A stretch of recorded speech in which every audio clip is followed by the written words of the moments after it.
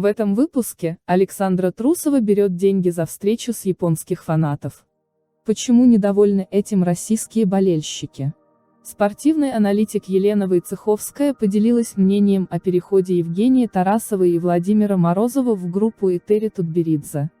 Трусова берет деньги за встречу с японских фанатов. Почему недовольны россияне?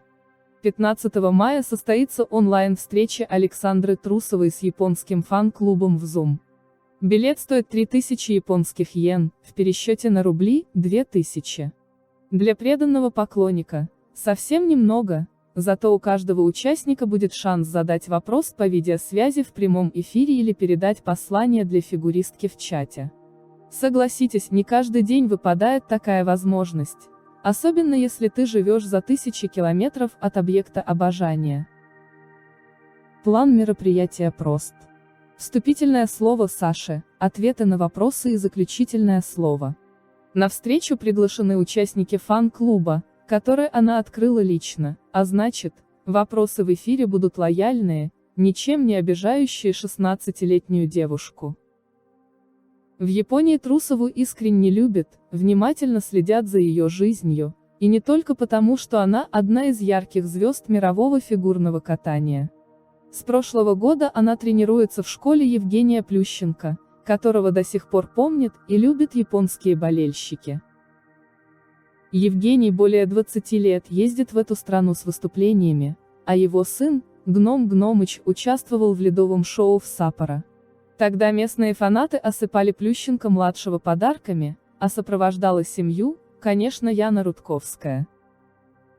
Сейчас границы закрыты, многие шоу отменены и фанаты из страны восходящего солнца лишены возможности встретиться с кумиром. Остается только онлайн-формат, но показывать шоу в эфире или провести мастер-класс гораздо сложнее, чем дать интервью.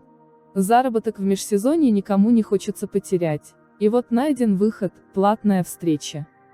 У иностранцев это нормально. Встреча Александры с поклонниками в Zoom предусмотрена только для японцев. Объявления на русском языке нигде не было, оно случайно обнаружилось в японской версии Yahoo. О мероприятии умолчал даже официальный аккаунт спортсменки в Instagram.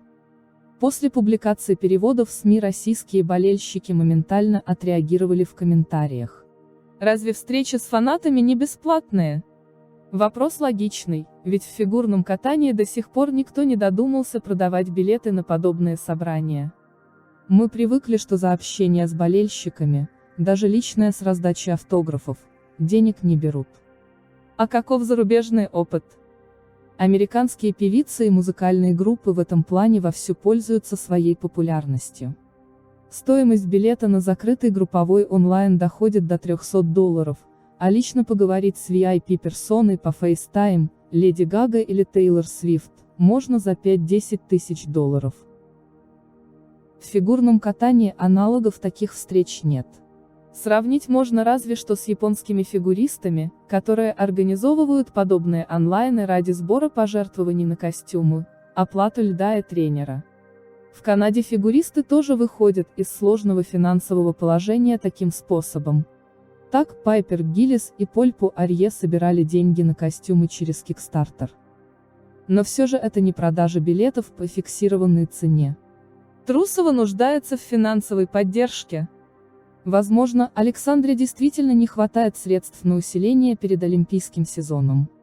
Ее согласился консультировать Рафаэль Арутюнян, именитый тренер, который помог Нейтану Чену реализовать 5 чистых четверных прыжков на льду. Поездки к нему в Штаты могут влететь в копеечку, учитывая перелет, проживание, оплату льда, а час работы с крутым американским специалистом не может стоить дешево. Для сбора средств Саша могла бы кинуть клич в соцсетях, открыть проект на Kickstarter, желающих поддержать фигуристку нашлось бы много, и возможно, они бы пожертвовали гораздо больше, чем Саша сможет получить от разговоров с японскими поклонниками.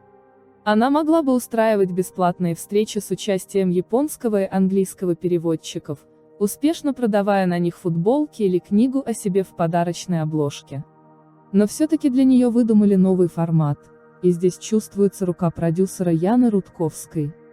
А что до этого российским болельщикам? Если бы объявление не утекло в русскоязычный интернет, никто бы не заметил эту встречу, и Трусова избежала бы очередной потери репутации. Россияне не привыкли к такому. Если очень хочется оторвать фигуристку от тренировок и сфотографироваться, фанаты добровольно и организованно скидываются на подарок или просто большой букет и приезжают к дверям катка. Прямые эфиры фигуристок доступны для всех желающих. Так, например, Алина Загитова и Даниил Глейхенгаус проводили онлайн-тренировку все в том же Инстаграм. Платить у нас в стране готовы только за мастер-классы для юных спортсменов, а покупать билет только на шоу. Когда нам продают разговоры, становится немного не по себе. Не по себе из-за названия «платная встреча с фанатами».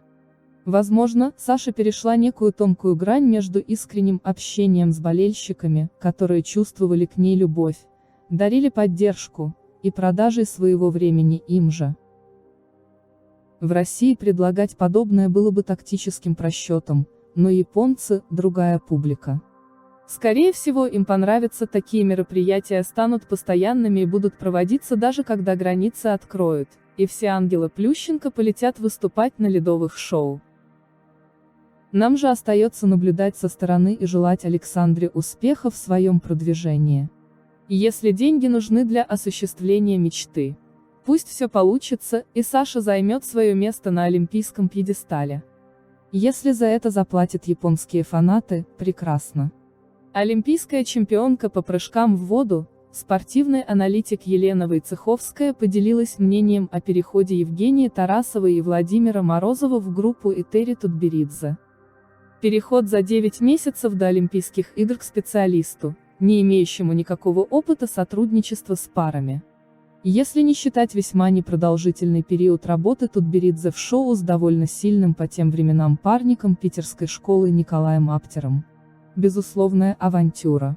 Но таковой ее можно было бы считать, если бы у Тарасовой и Морозова имелся какой-то другой вариант, сообщила Войцеховская.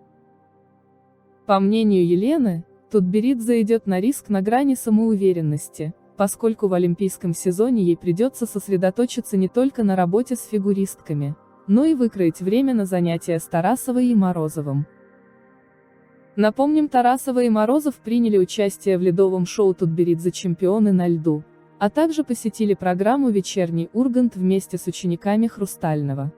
Во вторник, 27 апреля, Федерация фигурного катания России официально объявила, что Тарасова и Морозов будут готовиться к олимпийскому сезону под руководством Этери Тутберидзе и Максима Транькова.